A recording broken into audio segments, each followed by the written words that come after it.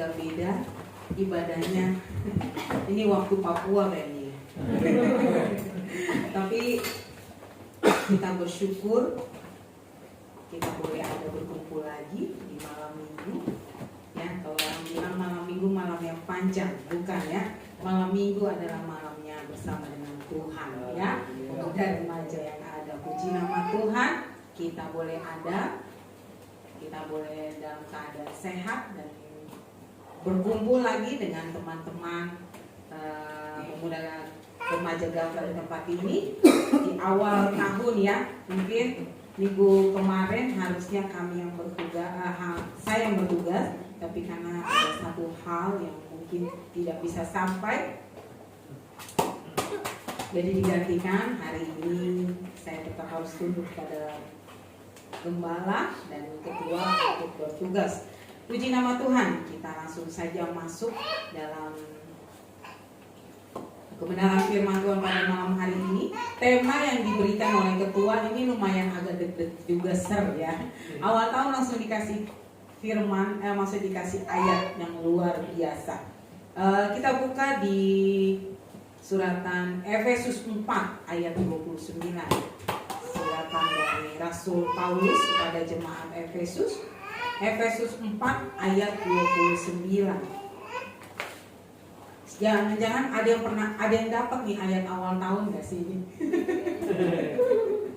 Ya, sudah dapat semua? Haleluya. Puji Tuhan, ya. Oke, untuk menghormati kebenaran firman Tuhan hanya satu ayat saja. Kita berdiri, kita katakan, kita baca sama-sama dengan suara yang keras. Ya.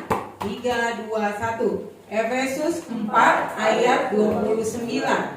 Janganlah ada perkataan kotor keluar dari mulutmu, tetapi pakailah perkataan yang baik untuk membangun di mana perlu, supaya mereka yang mendengarnya beroleh kasih karunia. Haleluya, puji nama Tuhan. Silakan duduk. Tema pada malam hari ini, perkataan yang memberkati. Ya, di awal tahun ketua memberikan tema kepada pemuda remaja adalah perkataan yang memberkati. Mungkin ya, kenapa tema ini diangkat? Karena biasanya pemuda remaja dalam berkata-kata itu lagi aktif-aktifnya masa-masa sekarang. Baik berkata-kata dalam sosmed, dalam bergaul, ya, ataupun yang lainnya, sering ya, ataupun lagi banyak-banyaknya kata-kata manis ataupun yang sering dikeluarkan, ya.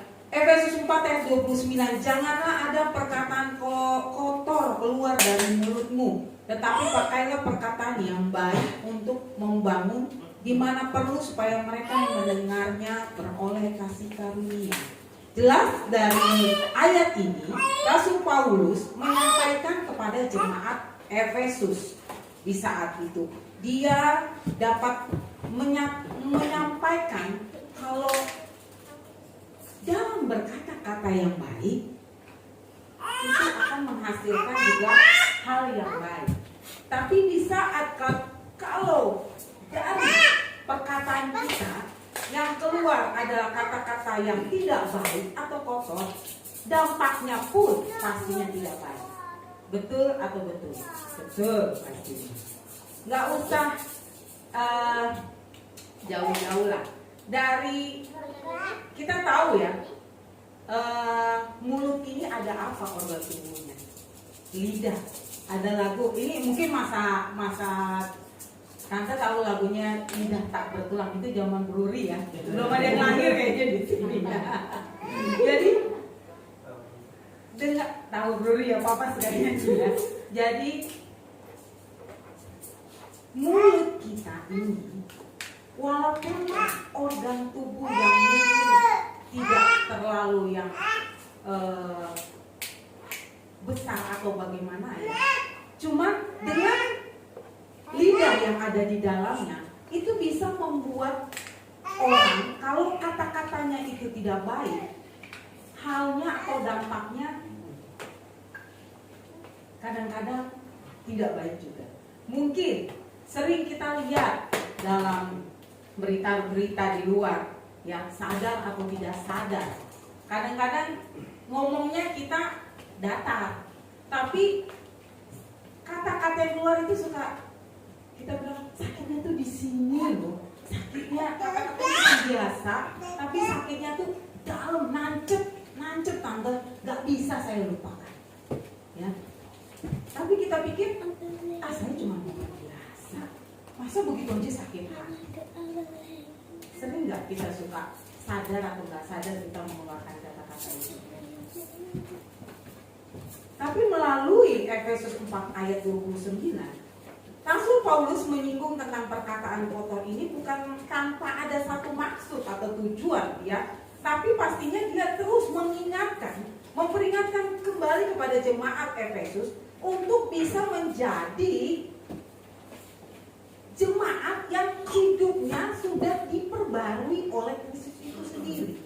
Kalau kita lihat dari pasal 4, ya, kita lihat di Efesus 4 ayat 17 sampai habis, ya, sampai terakhir di 32, perikopnya berjudul manusia baru, ya. Jelas dikatakan di sini banyak yang disampaikan untuk menjadi manusia baru. Salah satunya adalah kita menjaga perkataan dari mulut kita itu sendiri.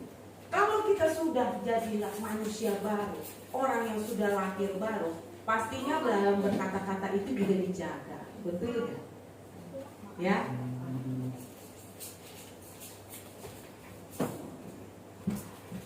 Kadang-kadang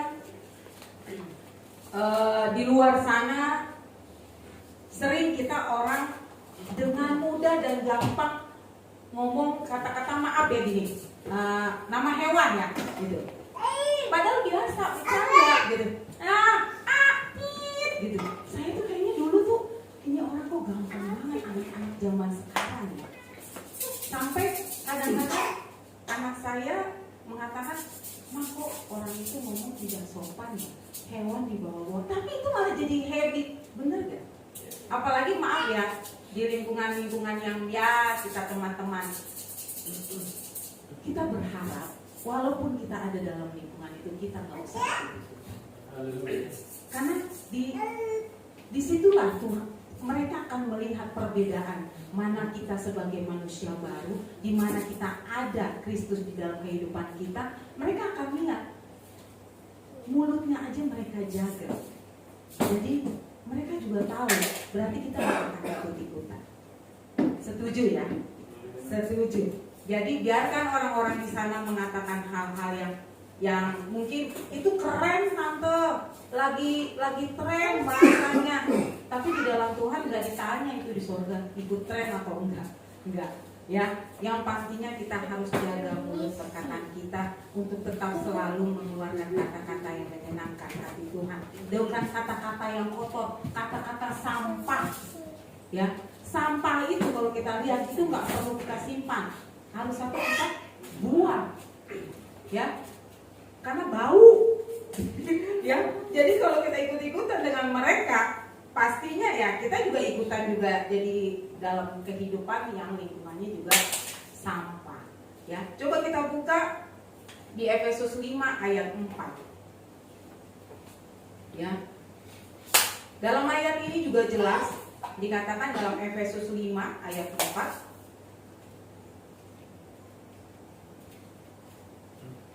kalau dalam kata-kata kotor itu pastinya ada hal yang tidak baik, ya. Efesus 5 ayat 4. Demikian juga perkataan yang kotor, yang kosong atau yang sembrono, karena hal-hal ini tidak pantas. Tetapi sebaliknya ucapkanlah syukur. Jelas, setiap perkataan kotor, perkataan yang tidak ada isi, yang sembrono, itu nggak ada isinya, nyaring kosong gitu ya.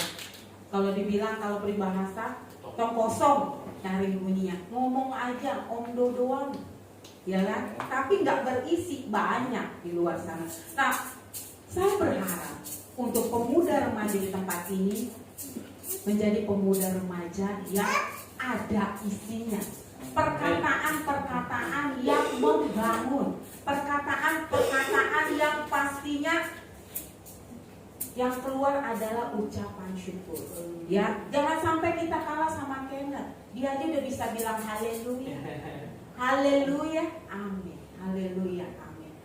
Biasakan kita sebagai pemuda remaja katakan, walaupun malu atau bagaimana, tapi di saat kita tidak malu menyampaikan hal-hal yang baik, Tuhan pun tidak malu untuk memberkati kita dan menjaga kita. Ya, kalau di sini kita coba lihat ya, dalam Efesus 5 ayat 4 ini jelas perkataan kotor dan yang kosong itu pastinya adalah kata-kata yang sembrono dan itu tidak pantas. Dan biasakanlah kita untuk mengatakan puji Tuhan.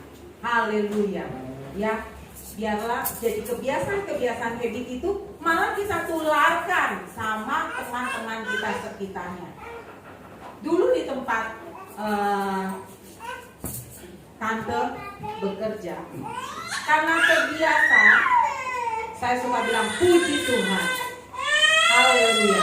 Jadi itu ada yang terdengar kadang-kadang dari orang-orang yang mungkin tidak mengenal Kristus. Mungkin dia dengar bilang, oh kayaknya enak ya. Spontanitas. Kita suka dengar gak teman-teman kita? Ya, walaupun yang mungkin belum seiman, mereka katakan puji Tuhan. Ada gak? Kita bersyukur mereka bisa ikut, terbawa dalam kebiasaan kita. Malah jangan sebaliknya, kita malah ikut-ikutan mereka. Jangan ya, jangan. Jadi kita harus punya prinsip yang dimana kita tahu lidah yang Tuhan kasih itu biarlah dipakai untuk mengeluarkan kata-kata yang baik. Ya, salah satunya ya, biarlah kita pemuda Gafra mempunyai perilaku ataupun komit dalam kehidupan kita, yaitu yang pertama, perkataan yang memberi dukungan untuk orang lain. Amin. Walaupun mungkin kita pikir, kata-kata saya kayaknya biasa-biasa aja. Tapi kalau kita ada di dalam Kristus, setiap perkataan itu Tuhan pasti kasih kuasa. Ya, kita baca di Mazmur 141 ayat 3. Itu yang membedakan kita sebagai anak-anak Tuhan. Dalam kehidupan kita, sampai organ tubuh kita pun Tuhan kasih kuasa. Ya, kita buka di 141 ayat 3, sudah ada yang dapat?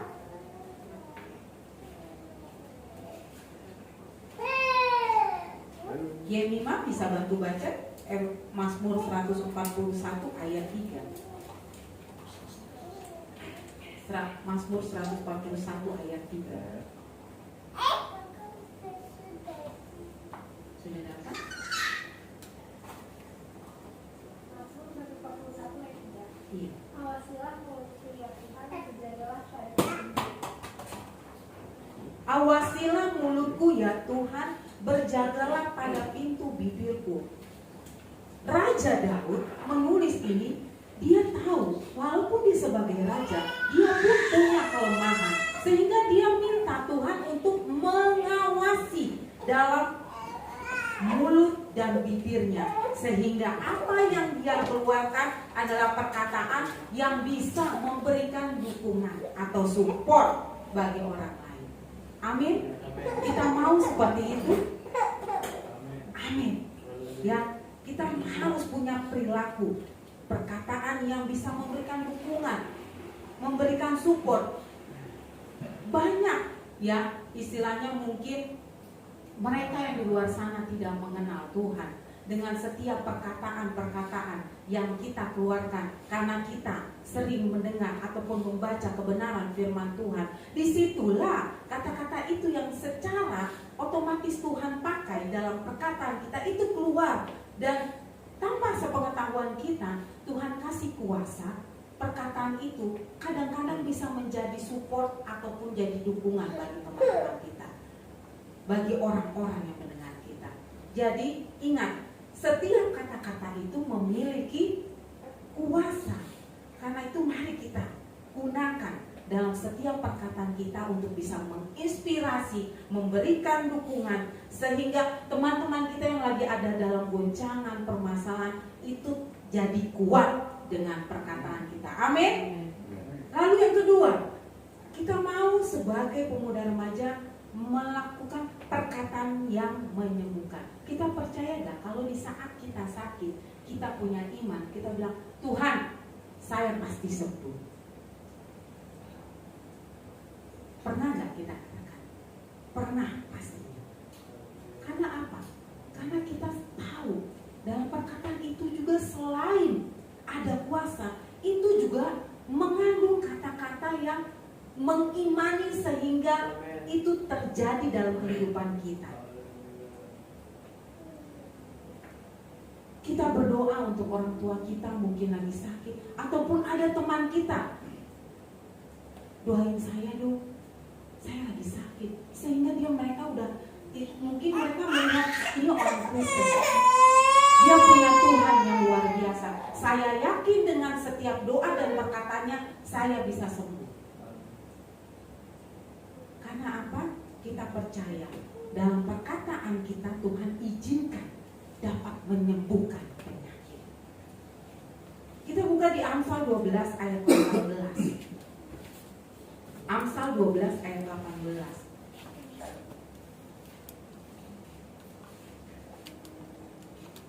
Ada orang yang lancang mulutnya seperti tikaman pedang, tetapi lidah orang bijak mendatangkan kesembuhan. Amin. Haleluya. Enggak hanya perkataan yang menyembuhkan itu dari perkataan hamba Tuhan, tidak. Dari anak-anak remaja, pemuda, itu juga bisa Tuhan pakai. Sehingga perkataan yang dia sampaikan apapun yang dia keluarkan itu bisa menyembuhkan. Karena apa? Tuhan lihat iman dalam kehidupan kita. Jadi pakai mulut kita untuk bisa membuat orang lain sembuh, membuat diri kita juga sembuh. Sembuh itu bukan hanya penyakit, luka batin, kekecewaan, ataupun itu kita bisa kerjakan itu, ya. Amin, haleluya. Dan yang terakhir, kita mau dalam perilaku perkataan kita sebagai pemuda remaja, perkataan yang kita keluarkan adalah perkataan yang memberikan berkat. Kalau berkat tuh paling enak nih tante. Gampang. Tuhan itu mudah memberkati kita, mudah memberikan hal-hal yang istilahnya membuat kita itu diberkati. Tapi kembali lagi dalam setiap kehidupan kita, ya, sehingga perkataan-perkataan yang keluar dari mulut perkataan kita itu bisa mendatangkan berkat juga buat orang. Kolose 4 ayat 6. Kita buka di Kolose 4 ayat 6. Ini salah satu perkataan yang bisa juga menjadi berkat buat orang yang mendengarkan. Hendaklah kata-katamu senantiasa penuh kasih, jangan hambar, sehingga kamu tahu bagaimana kamu harus memberi jawab setiap orang. Hendaklah kata-katamu senantiasa penuh kasih, jangan hambar, sehingga kamu tahu bagaimana kamu harus memberi jawab ke setiap orang. Kalau ada Kristus dalam kehidupan kita, saya yakin setiap perkataan yang keluar adalah perkataan kasih, bukan perkataan yang menyudutkan, bukan perkataan yang mencari-cari kesalahan orang, bukan perkataan yang istilahnya malah membuat orang itu banyak yang kecewa. Jadi biarlah kita mau perkataan yang kita keluarkan itu menjadi berkat buat orang lain. Kata-kata yang penuh kasih, sehingga kasih itu membuat hidup jadi tidak hambar, dan kita bisa malah membantu orang yang dalam permasalahan ada jalan keluar. Malah mereka merasa, saya tuh dengar kata-katanya Nona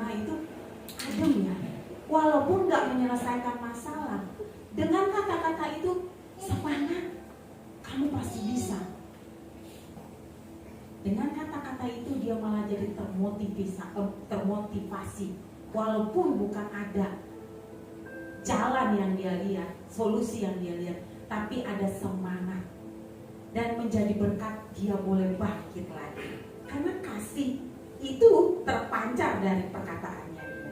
Kita mau seperti itu ya. Dan kita mau juga pakai dalam lidah kita ini ya, tidak menyakitkan orang lain. Dalam Yakobus 3 ayat 6-10 mungkin bisa dibaca. Ini merupakan salah satu ayat yang menyatakan di mana lidah itu walaupun bagian organ tubuh yang kecil, tapi itu mempunyai kuasa. Bisa dia sebagai api, ya. Bisa juga dia sebagai hal yang besar untuk digunakan dalam memuji Tuhan. Tergantung kita mau pakai mulut, lidah kita untuk apa? Untuk hal-hal yang kosong, hal-hal yang sembrono, atau hal-hal yang memuji Tuhan, yang menjadi berkat buat banyak orang, menyembuhkan orang-orang yang mungkin dalam sakit, menyembuhkan kekecewaan kita. Kita punya pilihan itu sendiri, ya. Sehingga biarlah kita sebagai pemuda remaja, ayat ini mengingatkan kita untuk bisa menjaga mulut, perkataan dan lidah kita, sehingga kita bisa memberikan kasih, damai, sejahtera itu dan sukacita itu boleh terpancar bagi orang-orang di sekitar kita. Ya, puji nama Tuhan. Biarlah kita pakai setiap perkataan kita yang baik, penuh dengan kasih, sehingga kita juga boleh beroleh kasih karunia itu daripada Tuhan. Puji nama Tuhan. Ini kebenaran firman Tuhan. Kita percaya sebagai pemuda remaja, tidak hanya dalam berkata-kata, tapi dalam kita memakai sosial media, biarlah itu kita gunakan kata-kata yang membangun, ya. Puji nama Tuhan. Kita naikkan pujian